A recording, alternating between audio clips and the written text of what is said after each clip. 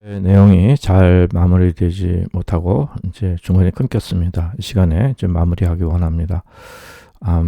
그 공산주의 유물론에 대해 그 핵심을 좀 살펴봤는데, 그것은 변증법적 유물론, 그리고 사적 유물론, 이것이 이제 기초적인 공산주의 사상의 핵심이었고, 이제 그것이 이제 발전되면 제가 그 과학적 공산주의까지 공부하는 것 같은데, 이제 소련이 해체됐죠. 어쨌든 이것이 기초가 되는데, 공산주의는 이제 거의 하는 나라가 없고 공산주의에 대해서 말씀드린 건 아닙니다. 그러나 한국은 북한이 공산주의를 하기 때문에 여기에 대한 아직도 이런 경각심이 계셔야 되려 믿습니다. 그러나 중요한 것은 유물론적인 사상과 이 세계관과 또 이 생각을 가진 사람들이 굉장히 많은 거예요.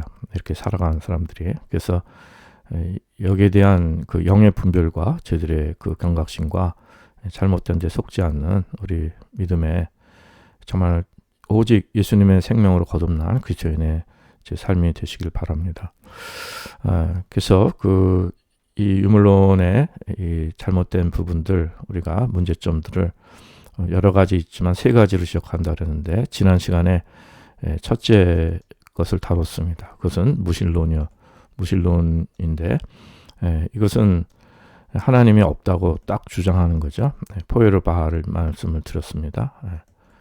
하나님 안 계신 것. 그러니까 하나님께서 하나님 형상대로 인간을 창조하는 것이 이제 말씀인데, 포에르 바하는 유물론자이기 때문에 거꾸로 사람의 형상대로 하나님을 창조했다고 보는 거죠.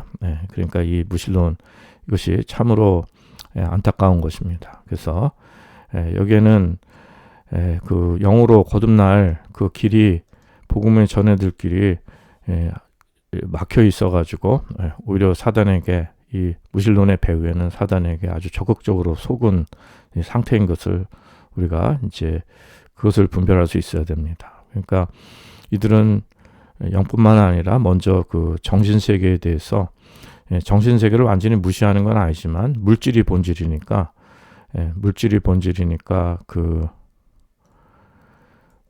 본질이고 정신은 여기에 대한 그 부차적인 거죠. 현상, 그 결과, 이런 것들로 정신적인 산물들을 보기 때문에 이 물질을 너무도 소중하게 여깁니다. 그러니까 세상에 이런 그 현실 눈에 보이는 세계에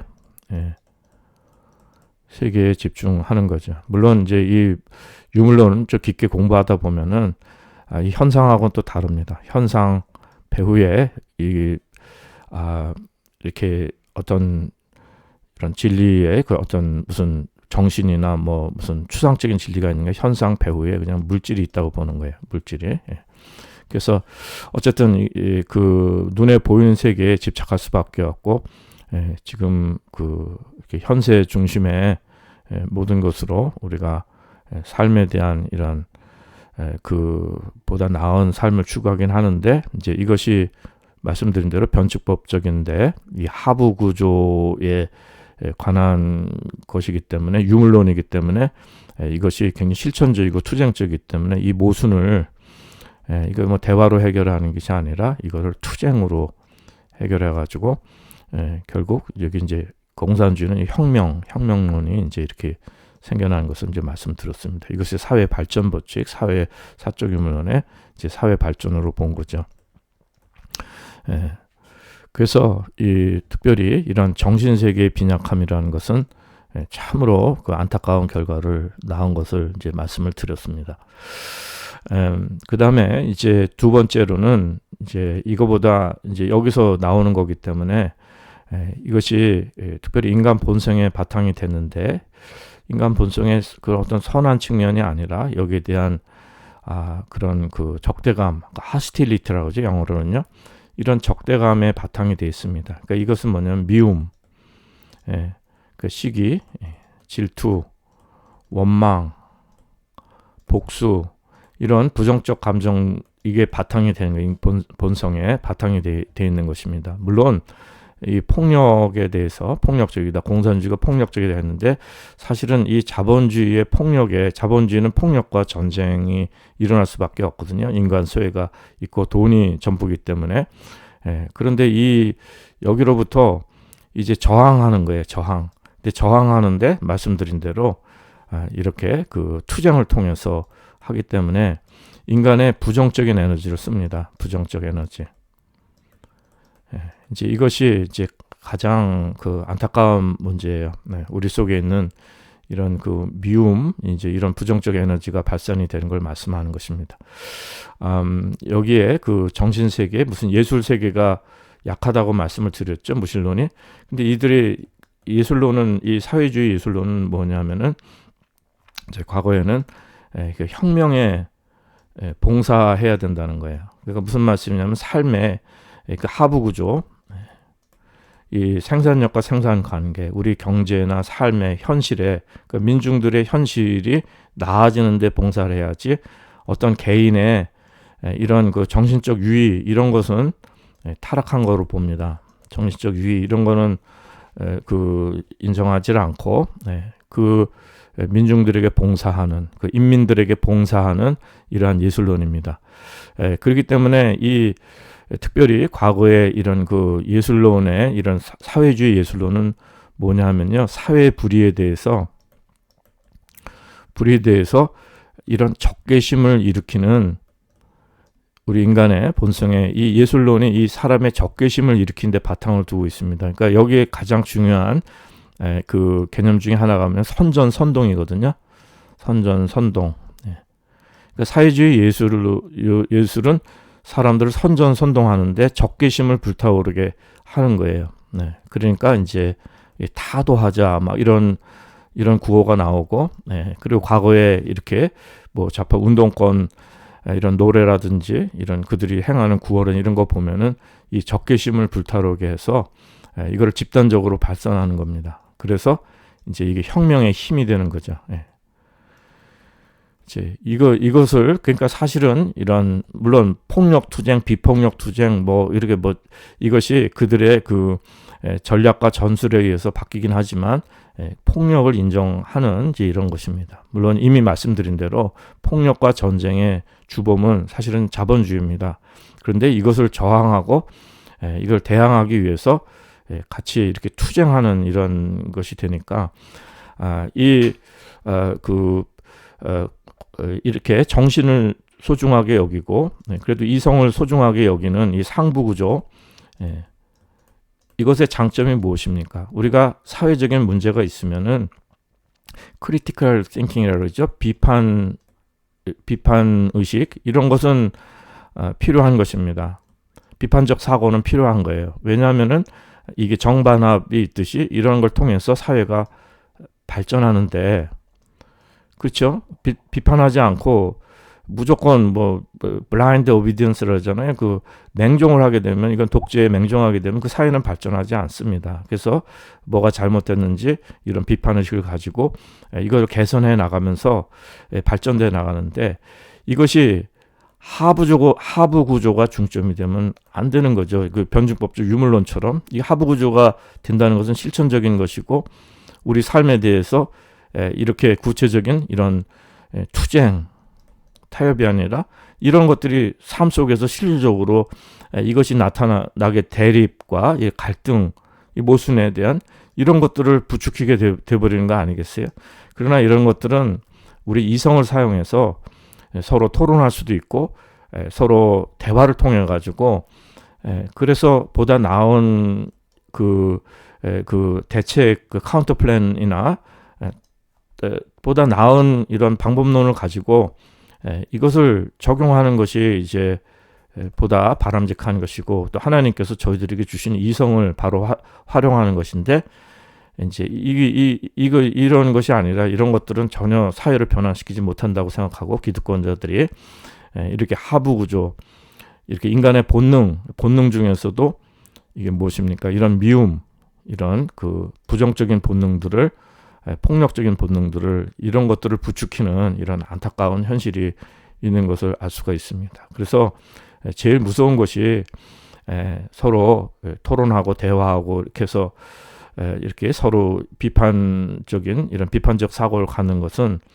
특별히 이렇게 학문 세계에서는 이 비판적 사고를 가장 소중하게 여기잖아요. 모든 것의 사물의 문제점도 보고 그런데 이제 이런 것이 실질적으로 삶에서 이렇게 막 투쟁하게 되고 이렇게 육적인 역사, 본능적인 역사 이렇게 나타나게 된다면 이것처럼 위험한 것이 없는 거죠. 그래서 사실은 참으로 이런 그 유물론적인 세계관을 갖고 특별히 공산주의 과거에 이런 위험을 통해서 무엇이 그 스탈린이 얼마나 많은 사람들을 죽이고 이 스탈린 이후에 공산주의는 완전히 이게 잘못된 거 망한 걸로 왜냐하면 이 적대감이 바탕이 되고 하나님 없다 하고 이렇게 이게 이런 세상에 이런 저항 폭력과 전쟁에 저항한다고 해서 이렇게 참 인간의 참 이걸 본능으로 행했기 때문에 참으로 참 안타까운 공산주의는 망할 수밖에 없어요. 그래서 이 스탈린이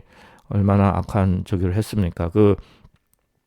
홀로도모로 예를 들었지만 우크라이나에 다 수탈해 가가지고 다 재분배가 안 되니까 수백만이 굶어 죽기도 하고 스탈린 때 다 이런 일이죠. 그뿐 아니라 뭐 수많은 기독교인들이 죽임을 당하고 수많은 사람들이 희생을 당했습니다. 이 스탈린 독재.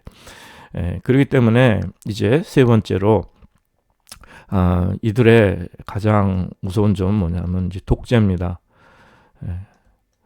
독재인데 이것이 처음에는 프롤레타리아 독재는 위임 독재라고 말씀드렸어요. 위임 독재.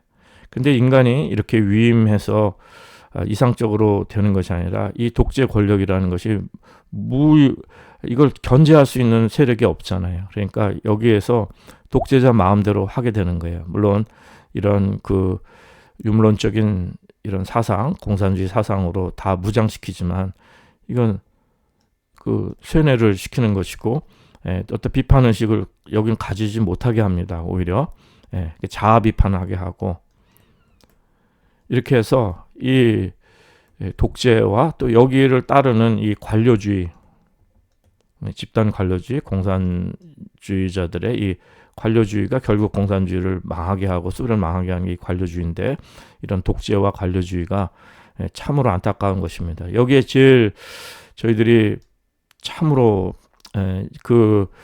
이 공산주의 유물론의 가장 악하고 잘못된 것이면 인간의 개인의 자유를 이것을 제한하는 것입니다. 집단적 자유, 집단적인 민주주의, 이들도 민주주의 한다고 그래요. 민주주의인데 집단 민주주의를 한다고 그래서 개인의 자유를 제한합니다. 그러나 이 자본주의는 뭐죠? 물론 이렇게 이미 말씀드린 자본주의의 이런 정말 괴물 같은 이런 안타까운 부산물이 있지만은 여기는 자유민주주의입니다. 자유. 이건 개인의 자유, 민주주의. 그러니까 민주주의의 모순이 많고 정말 이런 자본주의 사회에 있더라도 우리 개인의 자유, 이게 신앙의 자유입니다. 이 신앙의 자유가 있다는 것이 저희들에게 있어서는 참으로 감사한 것입니다. 정말 자유가 아니면 죽음을 달라. 그러니까 우리가 신앙의 자유가 없다면 우리 삶의 근거도 사라지고 인간의 개인의 자유가 사라진다면 우리 인간 때문에 본질이 회파되는 것입니다. 그래서 이러한 독재 사회에 구성원이 되는 것은 북한이 아주 극단적인 예죠. 북한입니다. 북한 주민이 제일 안타까운데 참 그들 이렇게 쇠뇌당해서 인간의 자유를 잃고 그러니까 그들도 참 이 평양의 뭐 시민들 외에는 많은 사람들이 그냥 분배도 제대로 안 돼서 뭐 굶어 죽을 수밖에 없고 참 인간 이하의 많은 고통을 겪은 이러한 독재의 무서움을 참 이것이 저희들이 그것을 절감하고 있습니다. 그래서 절대로 이러한 북한의 참 그들의 본질이 얼마나 참으로 여긴 절대 속지 말아야 되는 저희들의 모습이 필요한 것입니다. 오늘은 이제 여기까지 해서 마치고 이제 요 다음 시간에는 이제 자본주의의 모순에 대해서 이 자본주의의 모순, 자본주의의 그 네 번째 시간으로 이제 이 모순의 이것도 한 세 가지로만 정리해서 좀 살펴보도록 하겠습니다. 오늘 말씀 이것을 이제 이 내용들을 정리하면서 이 변증법적 유물론의 이 사람들의 그 참 안타까운 그 본질이 무엇인지 그거를 이제 한 가지 예를 들어서 정리하도록 하겠습니다. 이들은 이제 씨앗을 예를 듭니다. 씨앗을 예를 들면 이 안에 생명력이 있다고 보거든요. 씨앗 안에 생명력이 있기 때문에 겉은 딱딱해도 그래서 이 씨앗의 이 관계가 모순으로 보는 것입니다. 모순. 그래서 이 생명력이 이 겉에 딱딱한 씨앗을 뚫고서 나오는 것이 혁명이고 이제 이 발전하고 생명력의 발전으로 봅니다. 근데 씨앗 안에 생명이 있다는 것이 이 사람들 이것도 이게 관념적인 것이지 실제로 이 안에 생명이 있는지 없는지 어떻게 압니까? 근데 사람들은 자연현상을 보고 유물적인 사고를 가진 사람들은 그렇게 씨앗을 보면 그 안에 생명이 있다고 전제하는데 성경은 그렇게 말씀하고 있지 않습니다. 예수님은 그렇게 말씀해 주지 않으시고 이 씨앗이 한 알이 땅에 떨어져서 씨앗이 있잖아요. 씨앗이 있으면은 이게 그대로 있는 것입니다. 이 안에 생명력이 있는 것이 아닙니다. 그러나 이것이 죽어야 됩니다. 죽으면은 여기서 이제 그 씨앗에서 생명이 이제 여기서 이제 생명이 그 자라나게 되는 거예요. 죽어야 사는 것입니다. 그러니까 이 안에 있어서 이 모순을 투쟁해 갖고 이 껍질을 뚫고 나와서 생명이 생겨나는 것이 아니라 이 씨앗이 죽어야 생명이 생겨나는 것입니다. 그래서 여기는 무엇이죠? 이거는 모순, 이건 contradiction. 이거는 뭡니까? 말 그대로 모순이에요. 이건 진리가 아닙니다. 이 안에 생명이 있다는 것은 모순이고 거짓입니다. 그런데 이것은 씨앗이 죽어서 생명을, 이건 모순 같지만 이거는 패러독스입니다. 역설입니다. 역설이라는 것은 이 세상에서는 죽지만 하나님 나라에서는 산다는 거예요. 그러니까 이 하나님 나라는 아직 미스테리로 아직 나타나지 않은 신비가 있습니다. 그 미스테리는 아직 그때 가야 알 수 있는 거고 하나님의 뜻은 정말 이것은 드러나고 있는 거예요. 계시된 부분만 우리들이 알 수가 있는 것입니다. 그래서 이거는 모순이 아니라 진리입니다. 진리인데 아직 드러나지 않았기 때문에 이 역설적인 세계관을 가진 사람들이 성도입니다. 그래서 이 세상에서 이 모순을 타파한다고 투쟁하고 우리 권리를 찾는 것이 아니라 여기서 죽는 것이기 때문에 성경에서는 종으로 부르심 받았으면 그냥 종으로 지내라고 합니다. 자유할 수 있으면 자유하지만 그러나 그리스도 안에서는 이 생명 안에서는 종이나 자유자나 주인이나 다 형제라고 말씀하는 것입니다. 우리가 이 세상의 가치관을 따라서 이 세상에서 모든 것을 그 인간의 힘으로 우리 특별히 이런 부정적인 에너지로 미움으로 이런 원망, 시기, 질투 이런 것을 하는 것이 아니라 우리는 정말 원수까지도 사랑할 수 있는 이러한 은혜가 있고 오늘 하루 주신 주님 은혜 가운데서 사랑으로 이기고 또 오늘도 주님 안에서 내가 죽을 수 있는 이러한 그 역설의 정말 신비하고 비밀스러운 영의 삶이 이루어지시기 바랍니다. 오늘도 주님의 생명으로 인도함 받으시는 또 저와 여러분 될 수 있기를 기도드립니다.